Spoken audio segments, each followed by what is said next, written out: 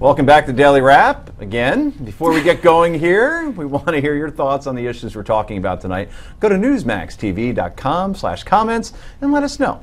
All right, it's potluck time. This is the part of the show where we go around the table and share our favorite stories of the day. And if you're wearing, is that raspberry you're wearing tonight, Heather Hansen? My sister Jessica just said, I like your raspberries. That's what it must be. Well, you look very fetching, and you get to go first as a result. Thank you. The topic tonight is actually a more serious one. There is a heroin epidemic here in the United States that is really causing a ton of problems. Between 1999 and 2010, deaths from heroin overdose, drug overdose, has quadrupled.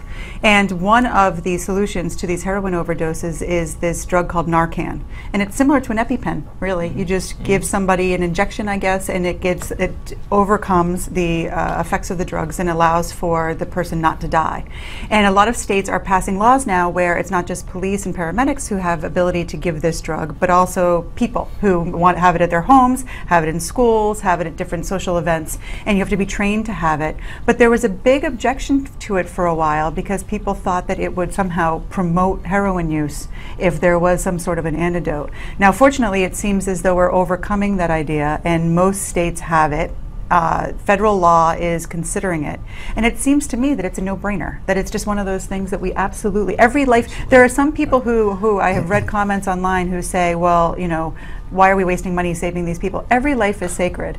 And the idea that anyone would say that it is not something that we want to save because they are struggling with an addiction is, to me, abhorrent. And so I think that it is time that we all sort of embrace this idea and move on with it so that we can get it into schools and we can get it into public events so that everyone can have the opportunity to use it and be trained on it. Absolutely. Yep. On the money, right. You know, as I was listening to you, Heather, I couldn't help but think about the kind of person who takes that position of, well, this is wrong, this is this, and because they don't care if a junkie dies. And usually there's somebody who goes on the radio and talks about the horribleness of those no good for nothing junkies while they're themselves hooked on oxymoron. Right, right. Oxycodone. Oxycodone. That was good that way. I liked it as oxymoron. I'm not naming any names, but you all know who I'm talking about. But those are the kinds of people who won't allow this sort of thing, and I sure hope we're getting there. Yeah, I mean, it is such a problem, and it's in families, you know, in suburban families where you don't know what's happening behind the doors, and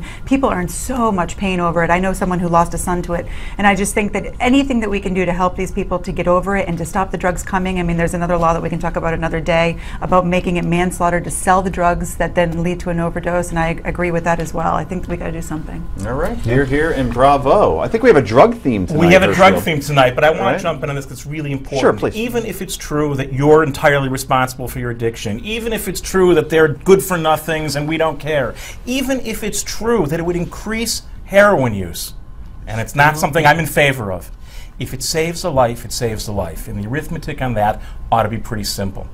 All right, so you're 100% right, and thank you for saying it. The other end of the spectrum, right, this will be me being permissive about drugs tonight. That's what I'm worried about. I want to talk about marijuana, and specifically medical marijuana. Turns out a study in the Journal of the American Medical Association came out today, and it suggests that in many, if not most, of the instances in which medical marijuana is being used, it's actually not terribly effective. It does have some efficacy for cancer patients, but in most cases where it's being prescribed, and if you go on like the Venice Beach in LA, every fourth shop is a dispensary, and if your toe hurts or you have a splinter or in anything, you can get it. It turns out it's not very effective. And for me, you know what difference that makes? None. It ought to be legal, it ought to be regulated, and it ought to be taxed. And we ought to stop hiding behind bad science in order to justify things. If someone thinks it's a bad idea, then it's a bad idea, and it's always a bad idea. But they would have to explain, at least to me, why just because marijuana became popular later in our history, even though it's clearly less dangerous than tobacco or alcohol, that one should be the whipping boy. But that marijuana, we're willing to say that should be illegal. It seems to me if we wanted to really clean it up, it's like everything else. Prohibitions on these personal choices don't work very well in this country. Regulate it, tax it, and legalize it. Colorado, Washington. Not much to add to that, man. Except I will say this, though. These studies make me nervous.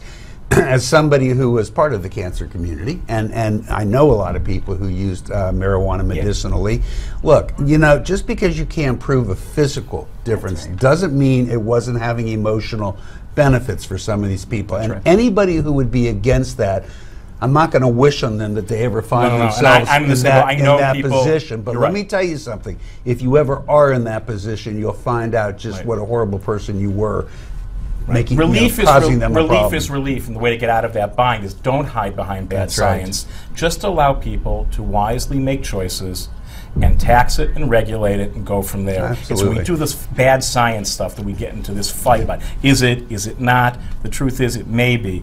It's not a fight we ought to be having. There are bigger fights, more important Are you an fights. outlier in the rabbi community as far as being pro-pot? I didn't say I was pro-pot. Not I'm among not. the rabbis I know. I'm anti-pot. I'm pro-people getting the right to make choices in their lives. Well said. You handled that curveball That's pretty very political. well. Didn't see that coming. All right, up next, it's time for Yay or Nay. Happy time. This is the Daily Wrap.